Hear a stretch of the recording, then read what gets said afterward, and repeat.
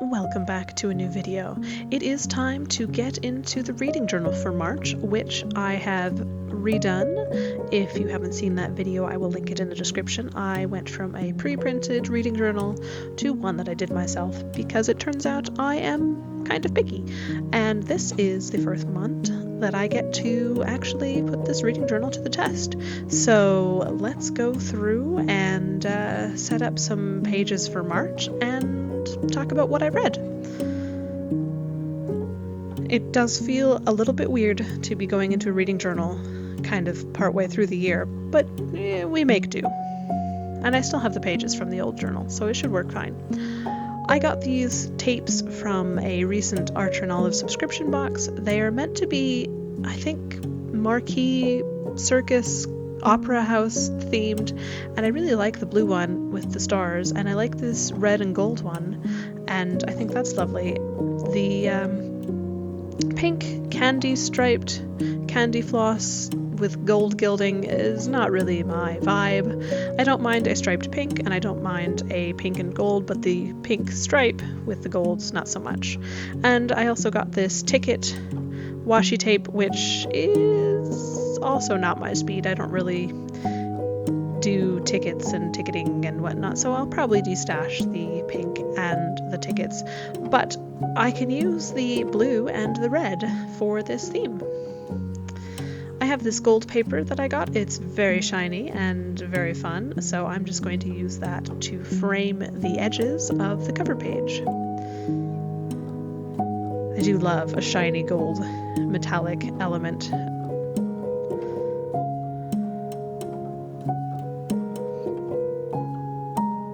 March has been kind of a strange reading month for me.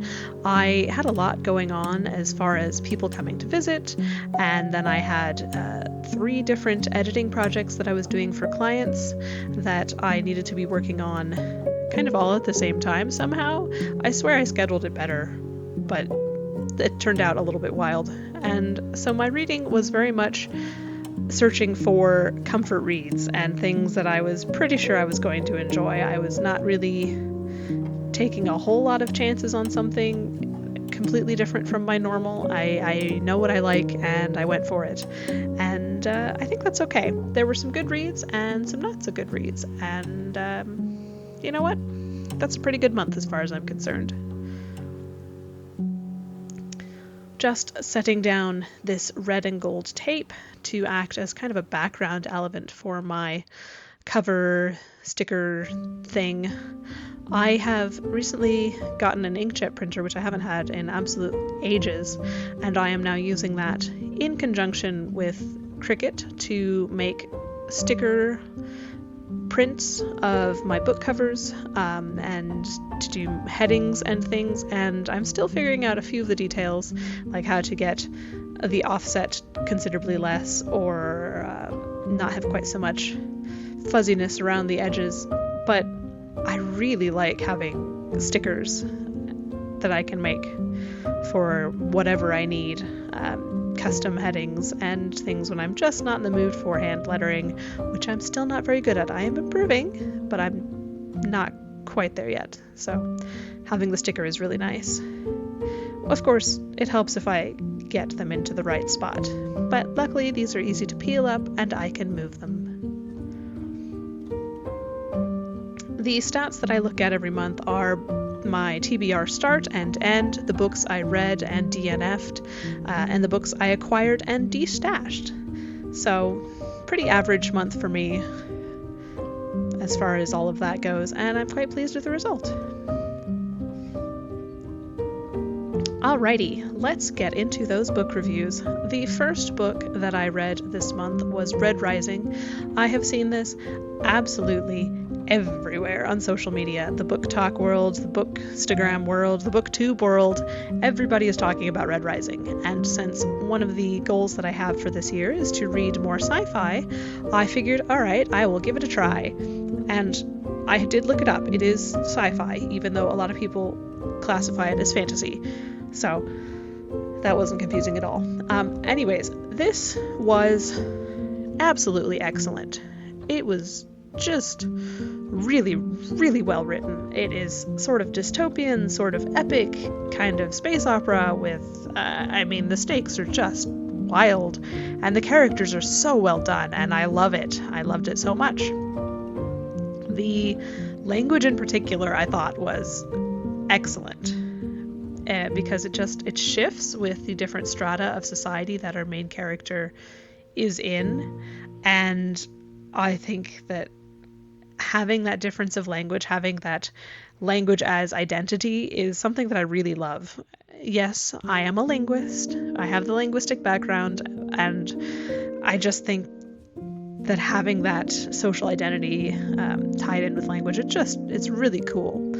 And I think this was so well done. I am desperate to read book 2. I know it's out. I know there's like 5 or 6 of these books out, but I'm trying not to buy all the books that I want immediately, and I'm doing a poor job of it because I keep pre-ordering things, and then I got some books that have been on my Kindle that I'm trying to get in physical copy to read again, and it's a whole thing. But anyways, I will get book 2, and I'm very excited for it, and I so enjoyed this book. Absolutely 5 stars. The next book that I read was a library hold that finally came through. Yay! I love the library, and this is First Time Caller by B.K. Borison. I have heard really good things about this from people who love romance and cozy, fun, feel-good books, and so I was really excited to get into this one. I've been looking for kind of more romance authors that are writing really good books, intelligent books, and so I was excited for this one, and it was kind of mid for me, to be honest. I mean, it was cute, and it made me feel good, but it wasn't wonderful. I think it's to do with the characters. The writing was perfectly fine, the world was perfectly fine, the romance was very nice, very well done. I just didn't love the characters. They felt kind of flat, I guess, which is kind of a bummer, because I was really looking forward to this one, and I was hoping that B.K. Borison would be one of those auto-buy authors, given what other people have said about the books. So, I mean, it was good. I don't regret reading it, but it was not one that I will necessarily be picking up ever again, and I doubt I'm going to read any more B.K. Borison books unless there's nothing else to read, which is pretty much impossible. So, 3 stars from me. The next book that I read was A Witch's Guide to Magical Innkeeping, and this one kind of renewed my faith in the romance genre. Yes, it's a cozy fantasy as well, but I loved this book, and the romance was very sweet, and the whole story was delightful. I loved the setting and the characters. I loved the magical inn. It had such personality, even though it technically wasn't sentient. It was lovely, and the characters were so great, and I loved the family vibes in this, not just, siblings or aunt and great aunt, I guess it was, with the main character. I don't remember, but that sort of found family relationship with everybody who came to the inn, who needed to be at the inn, and it was a safe space for them. I loved it so much. The ending absolutely made me cry. It was delightful and cozy and whimsical, and I will be reading it again and again. So, a solid 5 stars from me.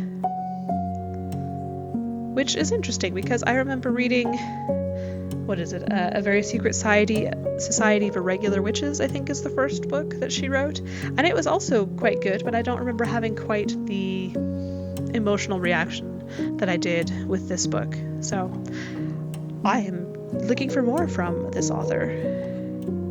Sangu Mandana. If I'm pronouncing that wrong, please excuse me, but I think that might be an auto-buy author from now on. Wow. Some days I just can't talk at all. The next book I read was one that I have seen on Book Talk and Bookstagram and BookTube again, and this was The Everlasting by V.L. Bovalino. I'm so sorry if I pronounced that wrong. I'm having one of those word soup days. And so this is your time travel fantasy, lady night fantasy, and I walked into it knowing pretty much only that, and it was stunning. The writing in this one is just enrapturing. It's so well done, so visceral and poetic, and maybe a bit purple, but you know what? I could not care less. This is also the first book that I have read that is in second person for most of this. Well, second with a mix of third point of view, and I liked it. I normally hate second person writing, but this one did so well, and I have to rethink everything I ever thought about writing in second person. It's just stunning. So I loved this one. I really want more in this world, or from this author, or both, preferably, and we'll see what happens. Another auto-buy author, I think.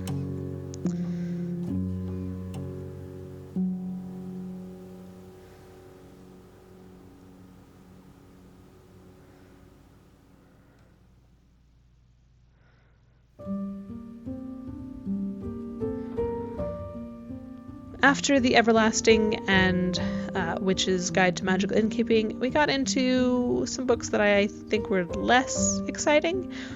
This is Mistakes Were Made by Lucy Score. Now, I have been reading Lucy Score for years now, since she first came out with Pretend You're Mine, and I love her books. I think they were great. They got me through some really rough mental health times, and so I will absolutely reread her books and binge her books. But this one just didn't hit the same way that I was hoping it would. I mean, don't get me wrong, the romance was great. I think the main character having ADHD was absolutely great. This is the first time I've seen a proper neurodiverse character from Lucy Score, and I want more of it.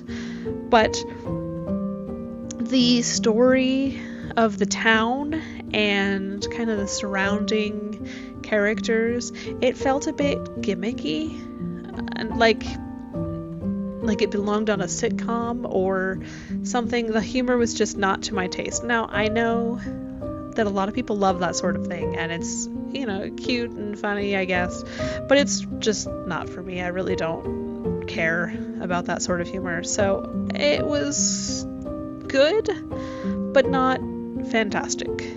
So I'll reread it again at some point. 3.75 stars for me. And now we get into The Laws of Physics by Penny Reid. This is a 3-book collection, and it's actually a reread for me. I was having a bit of stress with all of the things that were going on this month, and I needed something that I knew was a good read that I loved and was happy to read again. And I didn't realize it was a collection of 3 books until I tried to find this cover, and Amazon kept showing me the 3 different individual books. So, oops. I guess I bought it as the omnibus collection ages ago and didn't realize that it was actually 3 different books. Oh well, perfectly fine. I really enjoy Penny Reid. The next book I read I was really excited about because I had recently read The Everlasting, and I figured The Second Death of Locke was going to be great. Oh, I just got the author wrong. Sorry, this is V.L. Bovalino. This Everlasting is Alex E. Harrow. Where is my brain today? Anyways, this was my second Lady Night book this month, and I was really excited because I had seen this hyped a bunch on social media as well. And I was disappointed. Don't get me wrong. It was entertaining. It was pretty well written, but it was kind of entirely forgettable for me. I mean, I figured out the plot within the first chapter, and I don't mean I figured out a couple of things that happened and yay for predicting it. I mean, I figured out pretty much everything that was going to happen in this plot within the first chapter, so it was extremely predictable. Now, predictable is not necessarily bad. I do love a familiar story when I'm in that sort of a mood. I was not expecting that from this book, given what I had seen about it. And for me, it was just, you know, Interesting, but a little boring. So a solid 3 stars, not one I will be picking up ever again. But I don't regret reading it. The next book that I read was very whimsical and fun, and that was Watermoon. I am going to get the author's name wrong. Samantha Soto Yambao? I'm so sorry. I'm so sorry. Anyways, this book was so whimsical and delightful, and I loved the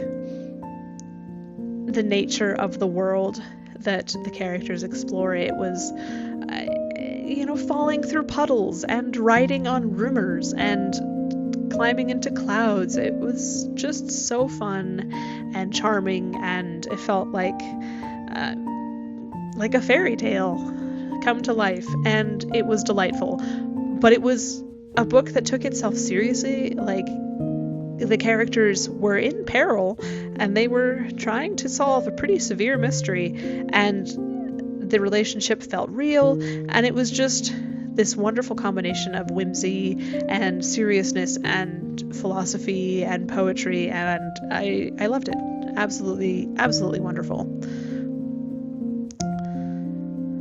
The next book I read was entirely different, and yet somehow still in the cozy fantasy genre. This is What Comes of Attending the Commoner's Ball by Elizabeth Amy Brown. Sorry, I'm so sorry. I'm having a weird day with author names. Anyways, this is an indie fantasy that I picked up after seeing it recommended to me I don't know how many times. And it's fun. It's a girl named Hester is going to the Commoner's Ball, but she refuses to accept help and charity, and so she wants to go to the ball for food, and then she ends up getting followed around by 2 princes, and there's fair folk and whimsy, and it's very fun, and I enjoyed it quite a lot. I loved the ending. I loved the cheek of the characters and that twist at the end. It was very delightful. I will say that Hester annoyed me a little bit because she just wasn't able to say no, even though she really should have. My goodness, Hugh was driving me crazy. But whatever, perfectly fine. I enjoyed it quite a lot, so a solid 3.75 from me. Definitely worth a read. And the next book that I read this month was The Book by Keith Houston.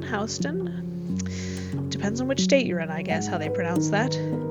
Anyways, this is a non-fiction book about the history of the book, from the paper that it's made on, to the printing method, to the actual form. And I know some of this, just having been in the book world for so long, but this was really nice to expand on my knowledge and kind of round things out and fill in the gaps. So, a very entertaining book. This was not at all dry like you would get out of some histories. I have read some that are just terribly boring. This was not at all boring.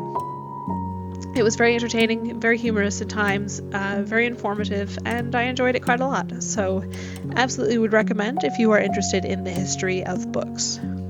Now, you'll be thinking, that wasn't 14 books, and you'd be correct, because I am also counting the projects that I read for editing clients, and I'm not counting those in review. That doesn't make sense for me to review books that I edit. That would be unethical. So I'm not doing that, but I will count them in my books that I read by putting a piece of washi tape, like you can see in the top right hand corner there, and that will go into my final count for the year. And now I'm just putting in these little book covers, which I really enjoyed actually having these in here, except for the Penny Reed one, because I don't have all 3 book covers. But regardless, I think it looks really fun, and I like having them in here, and it makes me happy. And also, I don't have to write down the title and author again and again and again, which is what I was doing in the pre-printed journal. So yay for making my own journals. Anyways, that is all I read for this month, so let's go and see what else I have to fill out. I forgot to print book covers for the Hall of Fame, but you can bet that Red Rising and A Witch's Guide to Magical Innkeeping will be on it when I actually remember to print those out. And I have book stats that I still haven't figured out what I want to put here, but we'll get there. Now let's have a look at the final result from March. I really think this cover page turned out nicely. I love the shine and just the subtle pop of color there. And these reviews are actually really fun, despite the pages being larger than the pre-printed version. I love the decoration, even though not everything matches the way it should, or whatever. I'm just using the stationery I've got, and I am okay with that. I think it looks fun, and I enjoyed it all. So, thank you for sticking around with me on this journey through March's Read. I hope you have a fantastic day, happy reading, and I shall see you next time. Bye!